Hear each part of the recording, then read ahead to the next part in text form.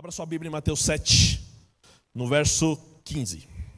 Nós vamos falar de um tema aqui, como nós estamos falando aqui de uma semana de evangelismo, nós já falamos aqui durante a semana sobre a veracidade da Bíblia, nós já falamos sobre a guarda do sábado, sobre fazer a vontade de Deus, falamos de alguns temas bem importantes durante essa semana. E hoje, nós vamos falar sobre um tema que ele é, não vou dizer polêmico, mas é um tema complexo. E tudo que eu falar aqui hoje não são minhas palavras. Nós vamos ler vários textos bíblicos que mostram o que eu quero trazer, que provam o que eu quero trazer para cada um dos irmãos. Principalmente você que nos visita hoje, ou aqui, ou que está acompanhando a internet aí na nossa programação. O tema de hoje ele tem como título Além do Templo. E o que é esse além do templo? Não quer dizer fora do templo. Nós vamos entender aqui que a mensagem de hoje vai mostrar para nós que na vida existem dois caminhos, sempre. Principalmente quando nós falamos em religião, em temas teológicos e quando a gente fala na Bíblia. Sempre tem dois caminhos, o caminho A e o caminho B. Então eu quero que você, ao estudar conosco hoje, porque aqui vai ser muito mais um estudo do que uma pregação, eu quero que você tire aí da sua mente qualquer pensamento que vai te atrapalhar a entender a mensagem. Quero que você tire da sua cabeça qualquer tipo de preconceito, qualquer tipo de ideia já pré-estabelecida, para que nós possamos formar não uma nova ideia, mas uma ideia verdadeira do que a Bíblia traz para nós sobre, e eu vou ser redundante aqui, sobre a igreja verdadeira. E ao final do tema, nós vamos entender qual que é essa igreja. E o que a Bíblia fala sobre essa igreja. Se ela traz para nós o que é realmente a igreja verdadeira. Se eu posso seguir qualquer uma das igrejas, está tudo certo. Se todos os caminhos levam a Jesus. Ou se tem um caminho que leva a Jesus e um outro que não leva. Aqui nós não vamos falar qual que a igreja é errada e se tem alguma igreja errada. Mas ao constatarmos que há uma verdadeira, nós vamos entender que há aí dois caminhos. Se há verdadeira, então há a que não é de verdade. E é isso que nós vamos entender nessa noite. Então abra sua Bíblia aí, como eu já disse em Mateus 7, no verso 15. Você já abriu, eu vou ler. Diz assim, ó. Antes de nós lermos, vamos orar mais uma vez. Vamos falar com Deus. Feche seus olhos e vamos conversar com Ele. Santo e bom Deus, muito obrigado, Senhor, porque mais uma vez estamos aqui na Tua casa de oração. Uma semana muito importante para nós já começarmos um ano com a Tua mensagem, com o Teu amor inundando nosso coração e com os Teus ensinamentos direcionando a nossa vida, Senhor. Que nessa noite não seja diferente. Que o Teu Santo Espírito venha estar conosco para que possamos, tanto no falar quanto no ouvir, para que sejamos orientados e instruídos por Ti, Senhor. Abençoe-nos nessa noite ao abrir agora a Tua palavra e que ela faça realmente a diferença na nossa vida. Tudo isso te pedimos por Jesus. Amém. O texto diz assim: acautelai-vos dos falsos profetas, que se vos apresentam disfarçados em ovelhas, mas por dentro são lobos, devoradores, roubadores. Acautelai-vos, tenham cuidado com os falsos profetas. Se a própria Bíblia está dizendo que há falso profeta, então a gente precisa entender que há realmente o de verdade e o que não é verdadeiro, o que é cópia. O que tenta copiar o verdadeiro para desviar os ensinamentos de Deus. E aí quando eu volto um pouquinho no texto, eu vou lá no verso 13, ó, do mesmo texto.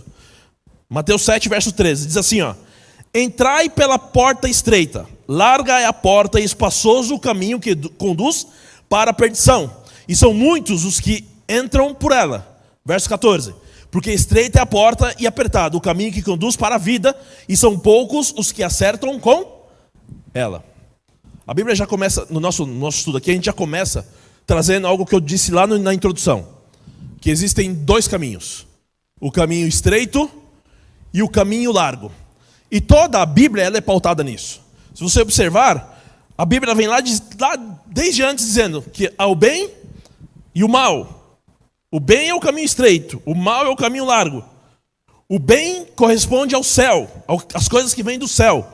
O mal corresponde, e o caminho largo, às coisas que vêm do inferno. há sempre dois: Deus e Satanás.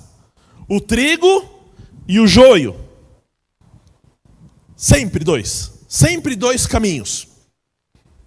Sempre. O profeta verdadeiro e o falso profeta. Assim a Bíblia vai desenhando a teologia e contando a história do grande conflito para nós, mostrando sempre dois caminhos.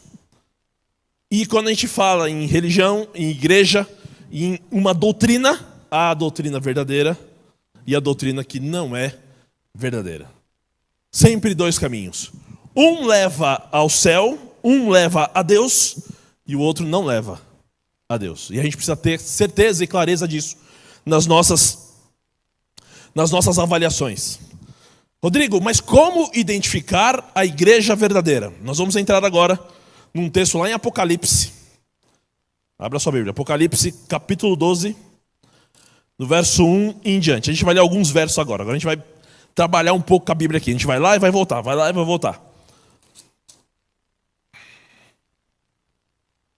Apocalipse 12, no verso 1. Diz assim: viu-se grande sinal no céu, a saber, uma mulher vestida do sol, com a lua debaixo dos pés e uma coroa de 12 estrelas na cabeça. Vamos parar por aqui um pouquinho. Rodrigo, você está falando aí de mulher, uma mulher vestida do sol, com uma lua por debaixo dos pés. O que é mulher? Vamos lá em Efésios, no capítulo 5. Efésios capítulo 5, no verso 23. Aí nós vamos entender quem que é essa mulher e o que ela significa aqui no texto bíblico. Ô Mauro, me ajuda aqui. Esse vento não está deixando eu trabalhar com a Bíblia aqui. Por favor. Tá gostoso, bem geladinho, mas está empurrando. Está empurrando minha Bíblia, não estou conseguindo achar. Olha lá, Efésios está sumindo a minha Bíblia aqui. Enquanto uma hora ajeita ali, eu vou procurando aqui para ler com vocês. Efésios. Ai. Perdi o texto. Hã? Eu sei, pastor. Ai. Só subir, Mauro.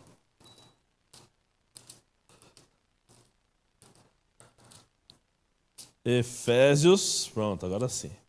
Efésios 5, 23. Diz assim. E aqui a gente não vai pegar no texto aqui falando sobre o casal, tá bom? A gente vai entender o que quer dizer mulher nesse texto. Ele diz assim, ó. Vamos ler do 22 em diante. As mulheres sejam submissas ao seu próprio marido como ao Senhor. Porque o marido é a cabeça da mulher, como também Cristo é o cabeça de quem?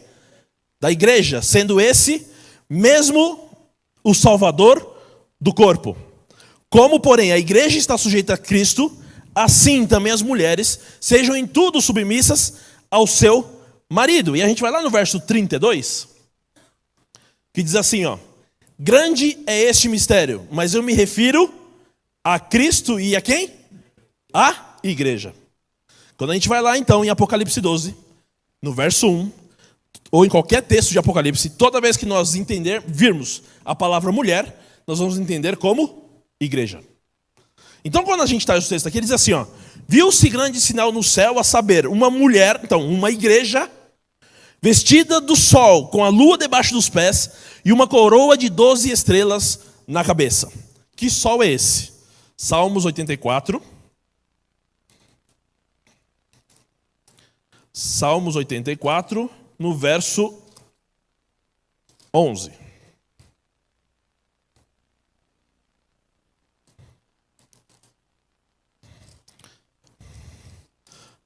Prepara a Bíblia que a gente vai ler vários textos, tá bom, pessoal? 84, verso 11. Diz assim, ó.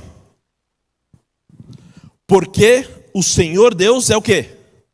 Sol e escudo, o Senhor da graça e glória. Nenhum bem sonega aos que andam retamente. Quem que é o sol? Deus. Porque Deus é sol e escudo. Rodrigo, não ficou tão claro. Apocalipse, Falei que a gente usa bastante a Bíblia. Vai lá em Apocalipse 1.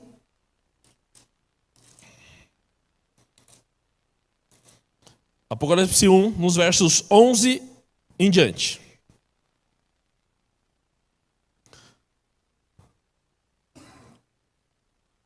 Vamos ler do 10. Diz assim, ó. Achei-me em espírito no dia do Senhor e ouvi por detrás de mim grande voz como de trombeta dizendo: o que vês escreve em livro e manda às 7 igrejas: Éfeso, Esmina, Pérgamo, Tiatira, Sardes, Filadélfia e Laodiceia. Voltei-me para ver quem falava comigo e voltado vi 7 candeeiros de ouro e no meio dos candeeiros um semelhante a filho de homem, com vestes talares e cingido à altura do peito, com uma cinta de ouro. A sua cabeça e cabelos brancos como alva lã, como neve e os olhos como chama de fogo. Os pés semelhantes ao bronze polido, como que refinado numa fornalha. A voz como voz de muitas águas. Tinha na mão direita 7 estrelas, e da boca saía-lhe uma afiada espada de 2 gumes. O seu rosto brilhava como o sol na sua força, justiça. A Bíblia está trazendo aqui um texto que mostra uma figura que apareceu aqui para João, onde do seu rosto brilhava como o sol na sua força. Quem é essa pessoa? Jesus Cristo. Jesus Cristo aparece aqui para João para trazer a João essa mensagem. E aí quando a gente vai lá no texto, e agora traduzindo de acordo com o que nós já descobrimos aqui, diz assim, ó: viu-se grande sinal do céu, a saber, uma mulher, igreja, vestida ou revestida em volta do quê? Do sol de Jesus Cristo. Jesus Cristo é o que reveste essa igreja. Jesus Cristo é o que abraça essa igreja. É a base dessa igreja. É o conceito primordial dessa igreja. É o líder dessa igreja. É o fundador dessa igreja. Jesus Cristo é o fundador dessa igreja. Rodrigo, mas o texto ainda tem mais algumas coisas importantes para serem descobertas. Tem mesmo. Ele fala aqui sobre o sol e com a lua debaixo dos pés. A lua representa o Velho Testamento. E o sol também representa, além de Jesus, o Novo Testamento. Porque Jesus, na verdade, ele veio trazer o quê quando veio a esse mundo? Ele veio iluminar os seus seguidores. Trazer uma luz maior à Bíblia para mostrar para eles: olha, o que eu quero de vocês é dessa forma. Então ele veio trazer o sol do entendimento, a luz do entendimento. E a lua, o que quer representar? Que é a base, o alicerce dessa religião, dessa igreja. É o alicerce dessa doutrina. Então, desde o Velho Testamento até o Novo Testamento, é a mesma igreja. Não tem uma igreja diferente. Não tem uma doutrina diferente. É a mesma doutrina de lá de trás. E os primeiros membros dessa igreja, quem foram? Adão e Eva. Porque foi uma igreja instituída pelo próprio Deus. Não feita por homens, por pastores, por bispos, por anciãos, por líderes, por empresários, por políticos. Não foi. É uma religião criada pelo próprio Deus. Uma igreja criada pelo próprio Deus. Com as suas doutrinas. Com as mesmas doutrinas de sempre. Desde o Velho até o Novo Testamento. E que tiveram como membros Adão e Eva, Abel, Abraão, Moisés, Josué, Davi, Daniel, Isaías, Mateus, João, Lucas. Todos eles na mesma igreja. Na mesma igreja verdadeira, criada pelo próprio Deus. E a gente continua lendo aqui o texto. E o texto diz assim, ó: uma mulher vestida do sol com a lua debaixo dos pés e uma coroa de 12 estrelas na cabeça. Eu vou ler aqui para vocês não precisarem mudar o texto, deixa aí. Em Apocalipse 2, no verso 10, ele mostra para a gente o que significa coroa. Diz assim, ó: não temas as coisas que tem de sofrer. Eis que o diabo está para lançar em prisão alguns dentre vós, para ser dispostos à prova. e tereis tribulação de 10 dias. Sê fiel até a morte, e dar-te-ei o quê? A coroa da vida. Coroa, aqui no capítulo 12, no verso 1, representa a vitória. Uma igreja vitoriosa, que não importa por quais problemas essa igreja tenha passado, essa igreja é uma igreja vitoriosa. Uma igreja que não vai esmorecer. Ela pode até ficar escondidinha por um período, que a gente vai ler aqui já já. Porque o próprio Deus a protege. Mas é uma igreja que ela não termina, que ela não acaba. Porque é uma igreja vitoriosa. Uma igreja fundada por Deus. A gente continua o texto dizendo aqui, ele fala assim, que essa coroa tem o quê? 12 estrelas na cabeça. E estrelas, no contexto bíblico aqui, profético, quer dizer mensageiros. Quando a gente vai lá no capítulo 12 de Daniel, a gente vê que ele compara estrelas aos pregadores.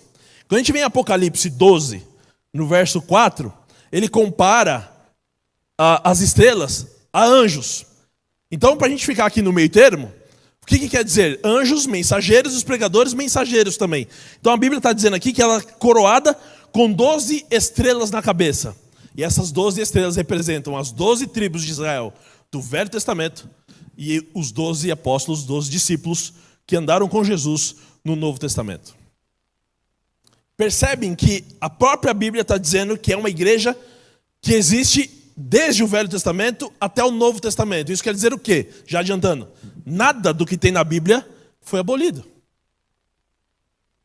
por essa religião, por essa igreja. Não existe assim, isso servia lá no Velho Testamento, hoje é diferente. Não. É a mesma igreja. Que ela tem base nas 12 tribos de Israel e base nos ensinamentos dos 12 apóstolos. Porque lá nas 12 tribos de Israel, lá era a igreja de Deus, que era responsável por pregar o evangelho e levar a mensagem da salvação a todos os outros povos. Afinal de contas, não é essa a mesma missão dos discípulos? Levar a mensagem que eles tinham de Jesus a outras pessoas, a outros povos, a outros que não conheciam, não é a mesma coisa? Eles tinham a mesma função, exatamente a mesma função. Então é isso que nós estamos falando aqui, de uma igreja que ela não existe porque alguém teve uma ideia mirabolante, uma ideia diferente, falou, vou criar uma igreja aqui. E nem está preocupada se ela dá rendimento, se não dá, se traz dinheiro, se não dá. O que ela está preocupada é em fazer a vontade de Deus. É isso que nós temos que ter em mente. Uma igreja que tem a vontade e que ela está focada e que ela foi criada para pregar o evangelho para quem não conhece. Uma igreja pronta a atender as necessidades do seu Criador, do seu Salvador. Tranquilo até aqui? Está entendível? Então vamos continuar aqui, ó. Eu falei que essa igreja ela foi escondida por um período, né? Então aqui é só um fator profético e histórico que mostra que Deus, que a gente falou que essa igreja passou por tribulações e que mesmo assim ela é vitoriosa. E olha aqui o que aconteceu. Vamos lá em Apocalipse 12, no verso 6. Continua lendo aí comigo. Diz assim: a mulher, igreja, porém fugiu para o deserto, onde lhe havia Deus preparado um lugar para que nele a sustentem durante 1260 dias. Por que é importante nós citarmos esse texto aqui? Apesar de nós não entrarmos no detalhe do detalhe dessa profecia de 1260 dias. Porque há muitos dizendo que essa mulher que está aqui em Apocalipse 12 não representa a igreja, e sim uma pessoa. A mãe de Jesus. Alguns dizem isso, mas não pode ser. Como que pode ser a mãe de Jesus se ela fugiu para o deserto onde Deus lhe havia preparado um lugar e ela a sustentou ali por quantos anos? Por 1260 anos, porque dias proféticos quer dizer anos. Se você tem dúvida, depois vai lá em Ezequiel 4, 6 e 7 que você vai ver essa analogia, que um dia profético corresponde a um ano o nosso ano literal. Como uma mulher, pôde ficar escondida no deserto por 1260 anos. Então essa teoria cai por terra na hora que a gente lê esse texto. E isso aqui aconteceu entre os anos de 538 depois de Cristo até 1798 depois de Cristo, quando a igreja sofreu na Idade Média uma grande perseguição. Então Deus foi lá e retirou a sua igreja, mandou para o deserto para protegê-la. Nesse período, Satanás se aproveitou que a igreja estava reclusa, protegida, e começou a tentar destruir todos os ensinamentos bíblicos que provinham do próprio Deus. E trazer doutrinas falsas. Doutrinas que, após a manipulação do que Deus deu para nós, com algumas alterações, que em alguns momentos passam de forma imperceptível, mas que alteram profundamente o que Deus quer que nós façamos na nossa vida. E Satanás aproveitou esse período para fazer isso. Mas esse período terminou em 1798. E aí deixa eu trazer para vocês aqui um fato importante que às vezes a gente não se liga disso. Desde essa data, deste ano, 1798, nós estamos vivendo o tempo do fim. Toda vez que a Bíblia citar, ou um texto que você ler que fala sobre o tempo do fim, nós já estamos vivendo isso desde 1798. Por que é importante dizer isso aqui agora? Porque nós temos a certeza de que Jesus está muito perto de voltar. Muito perto. Desde 1798, esse mundo vive o tempo do fim. Não está começando. Não está, Jesus pode ser que venha. Jesus está vindo. Hoje eu estava numa reunião perto da hora do almoço, e estava lá um pastor com a gente nessa reunião, e ele falou assim, e a gente fazendo alguns planos para algumas coisas, para alguns projetos, algumas coisas de trabalho, e aí ele falou assim, Rodrigo, eu tenho plena certeza, que Jesus está voltando. Aí eu falei assim, é verdade. Eu também acho que não dura mais que 15, 20, 30 anos. Ele falou, o quê? Eu não acho que dura 10 anos. Pelo que nós estamos vivendo nesse mundo, pelo que está acontecendo no nosso planeta, as coisas que estão mudando, como as pessoas estão vivendo, não tem como durar mais que 20 anos, 15, 20 anos. Não tem. E para mim ele tem toda a razão.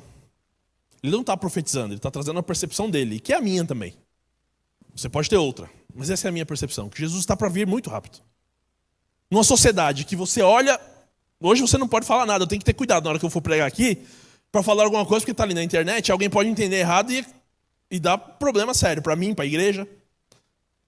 Uma sociedade intolerante, uma juventude com pouca profundidade, mas que quer tratar de assuntos culturais, mas se esquece que esses assuntos culturais não podem entrar em conflito com os assuntos divinos. E aí, muitas vezes, esses assuntos culturais sobrepõem o que Deus quer que nós façamos na nossa vida. Uma sociedade onde tudo é muito ligeiro, de hoje para amanhã tudo muda. Você não consegue mais manter uma base, porque tudo altera. Esse pastor estava falando comigo, ele tem uma filha de 18, 19 anos, uma de 17. E um menino de 8, acho. Ele falou assim, Rodrigo, se eu passar 3 meses sem cuidar no limite com a minha família, no detalhe, tá próximo o tempo todo, eu perco a minha família.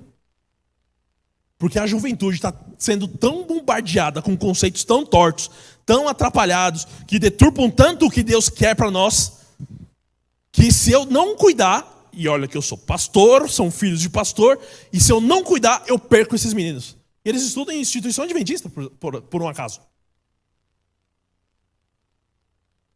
Uma sociedade que, de verdade, a palavra que mais se encaixa, e eu ouvi de um amigo dizendo isso, nós estamos vivendo num período da sociedade extremamente perigoso para a nossa salvação.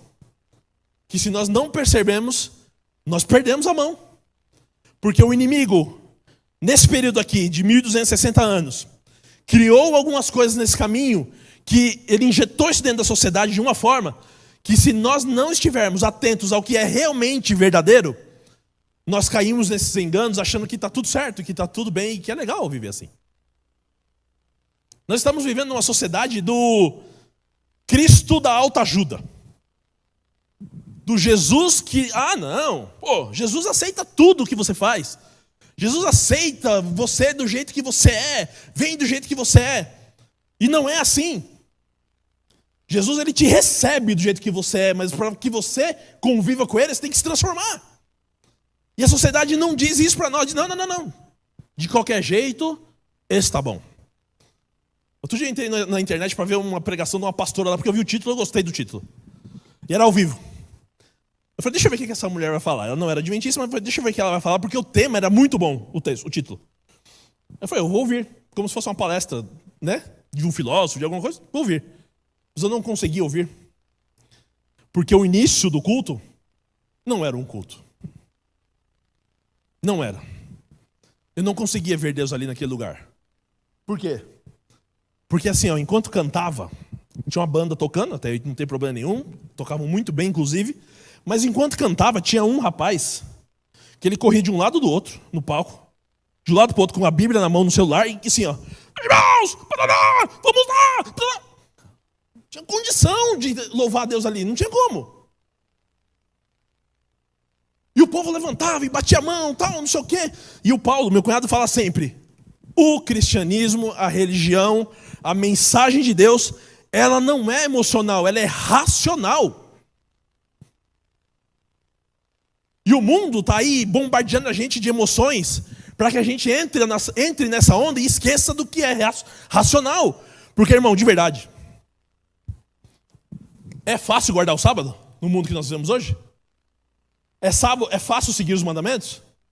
É fácil não cometer um erro no trabalho lá e você ser desonesto por uma falha, por um caminho, por uma coisa? Não é fácil. É fácil não mentir? Não é fácil. Então, se eu for tratar com a emoção para fazer essas coisas, não vou conseguir. Tem que ser racional mesmo, para eu poder entender quais são os perigos, quais são os prós e contras, o que realmente vale a pena para mim, o que não vale. Então, a religião, ela é racional. Não é uma religião de emoção, de autoajuda, de um Jesus que abraça, de um Jesus que cuida de você, não importa o que você faça. Se você bebeu no sábado à noite, vem no domingo na igreja que está tudo resolvido. Se você usa droga, não é assim que funciona. E é isso que o mundo prega hoje. E a igreja verdadeira não caminha nisso. Porque olha só o que o diabo quer da igreja verdadeira. Apocalipse 12, no verso 17.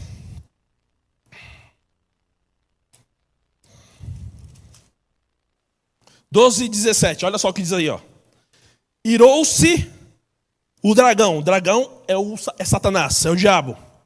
Contra quem? A mulher, a igreja. E foi pelejar com quem? Com os restantes da sua descendência. Vamos parar aqui um pouquinho. E a gente não olha isso aqui no detalhe. O pastor tem 2 filhos, é isso, pastor? 2 filhos. São sua descendência, certo? Por que é dito que é sua descendência?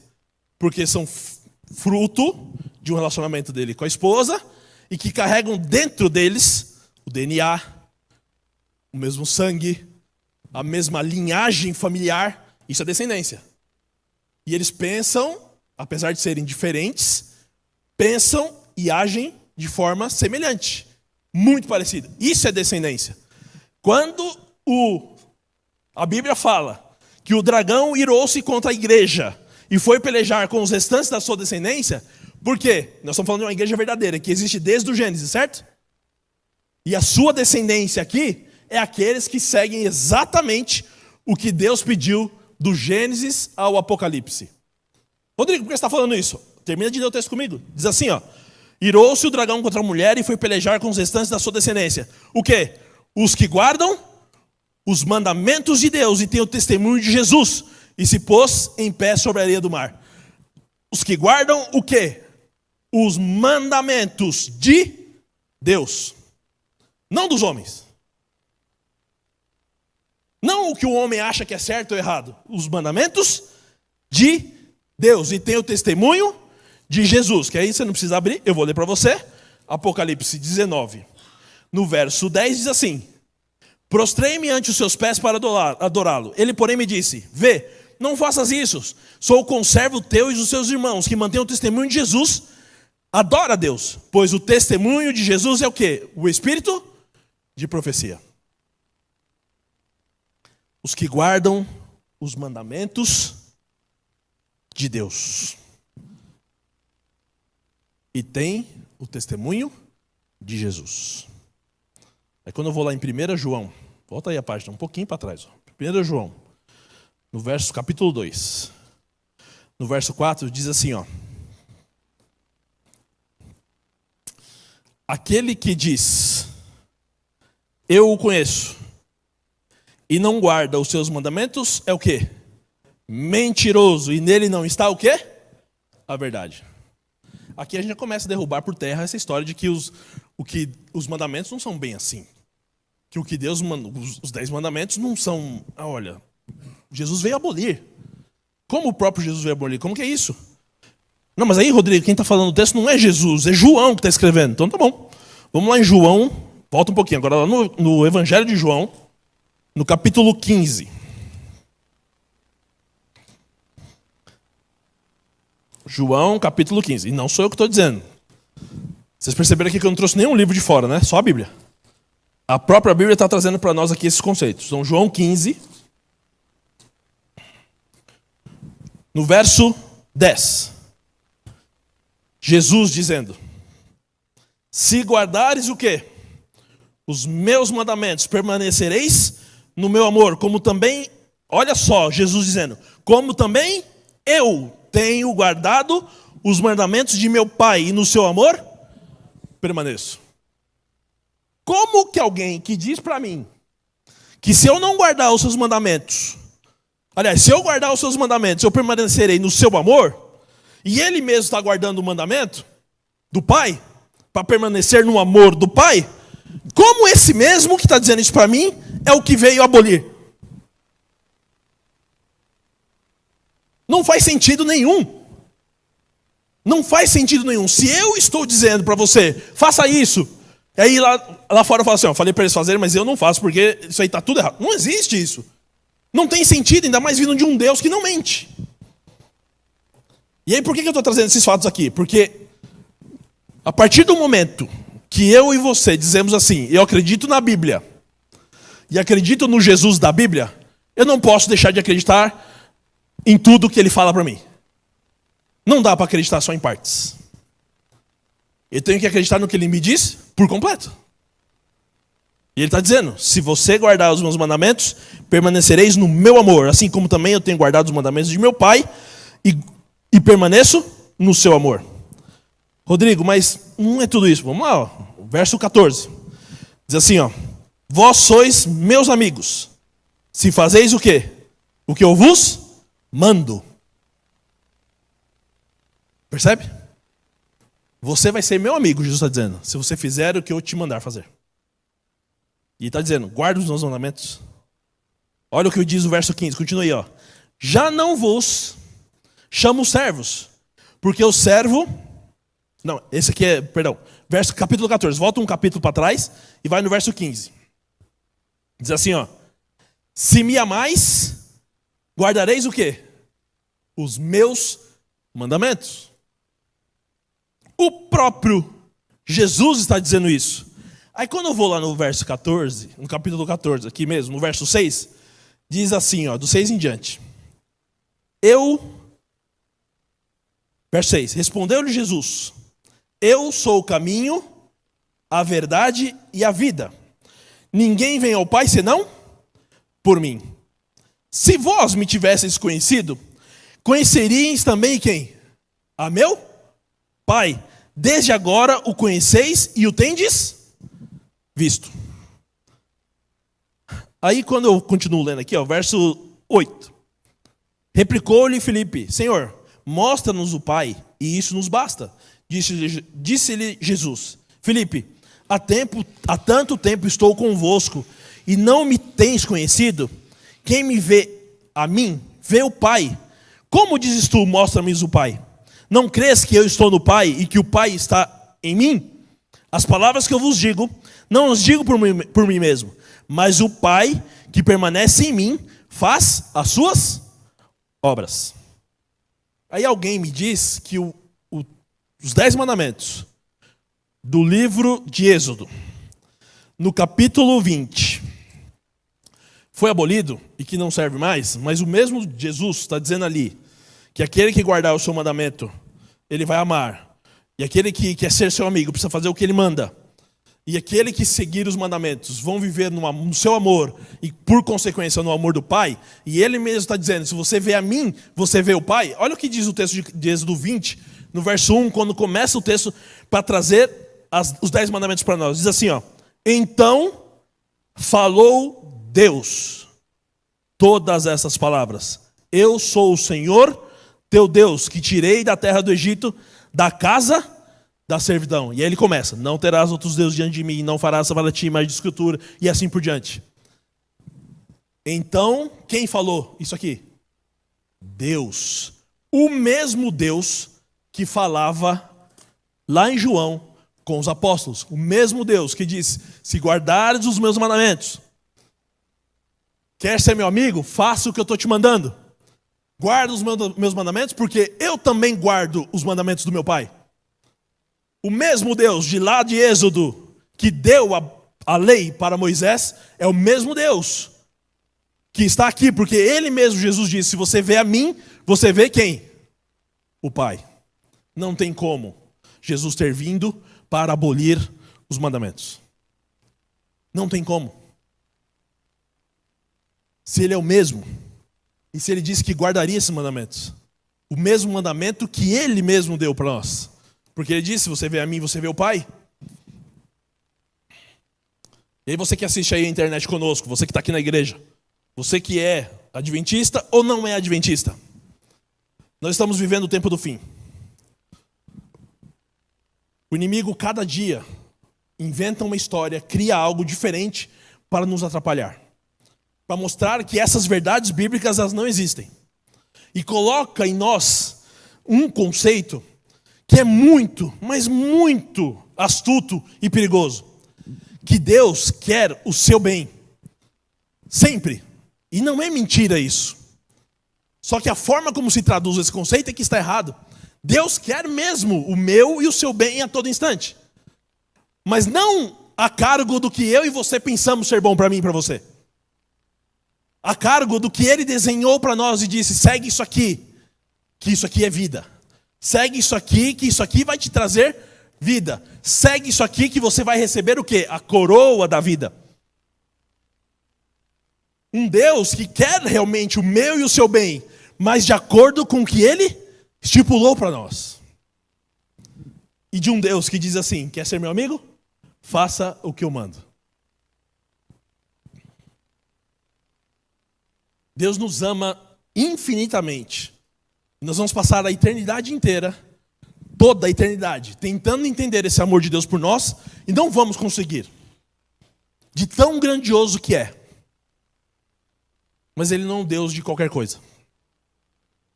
Não é um Deus que aceita qualquer coisa. Não é um Deus que pode ser feito de qualquer jeito. Não é um Deus que, todos os caminhos vêm a mim. Não é. Ele é um Deus que pediu para que nós guardássemos os seus mandamentos e que confiássemos no testemunho de Jesus. E eu preciso dizer aqui, irmãos, se você que está assistindo aí, você que está aqui na igreja, e eu preciso fazer uma pergunta antes de dizer: qual igreja segue os mandamentos e tem o testemunho de Jesus nos dias de hoje? Se você segue uma religião, se você está numa igreja, se você está seguindo uma igreja aí, uma doutrina, que abre mão de seguir os mandamentos de Jesus, os mandamentos de Deus, e não segue dessa forma como o próprio Deus está dizendo, observem, vocês nem contaram quantos textos eu li aqui, né? Textos bíblicos, foram mais de 15 textos bíblicos, para que não tivesse aqui a minha palavra, e sim a palavra de Deus. Não usei nenhum livro fora, somente a palavra de Deus. E se você está numa religião que fala, que prega, numa igreja que fala, que prega a palavra de Deus, e não a segue por completo, tem algo de errado aí. Tem algo que não está certo. Eu não estou dizendo que aqui na igreja adventista todo mundo é santo e todo mundo está salvo. Pelo contrário. Tem um monte de gente aqui cheia de problema. Inclusive é por isso que nós somos uma igreja. Que se temos problemas é aqui o lugar que nós temos que estar. Mas a religião, a igreja de Deus, fundada pelo próprio Deus, e que segue os mandamentos, e que tem o testemunho de Jesus, é a igreja adventista do sétimo dia. Porque a igreja adventista do sétimo dia não abre a mão de seguir todos os mandamentos. Todos, inclusive a guarda do sábado. Não abre mão de ter o seu espírito de profecia. E de acreditar no dom profético que nos leva a entender ainda melhor a palavra de Deus. A igreja adventista, com uma doutrina que não abre mão de seguir exatamente o que Deus desenhou e pediu que nós seguíssemos. Está constatado aqui que a igreja verdadeira é aquela que segue o que Deus estipulou. E a mesma igreja do Gênesis é essa mesma igreja de hoje. A mesma igreja que teve como seus primeiros membros Adão e Eva. É a mesma igreja que hoje tem a mim e a você que está sentado aqui nessa noite. Não abra mão de seguir o que Jesus está pedindo. Como eu disse, vou repetir. Nós somos todos falhos aqui. Nós anciãos, o pastor, os membros dessa igreja. Todos nós somos seres humanos falhos. E tentamos constantemente, todos os dias, seguir à risca o que Deus pede para nós. A gente segue 100%? Não, porque a gente é ser humano, a gente falha. Mas com fé no sacrifício de Cristo Jesus, nós pedimos orientação a Ele e perdão pelo que não conseguimos fazer. E cada dia pedimos mais força para fazermos o que Ele nos pede. Mas seguimos uma doutrina que não é uma doutrina de uma placa de igreja. É isso que eu quero que a gente entenda. Não é uma doutrina porque é a placa da igreja adventista que está ali fora dizendo que tem que seguir essa doutrina. É uma doutrina bíblica. Que a igreja adventista adotou para seguir uma doutrina de acordo com o que Deus pediu para que os seus filhos, para que a sua igreja fizesse.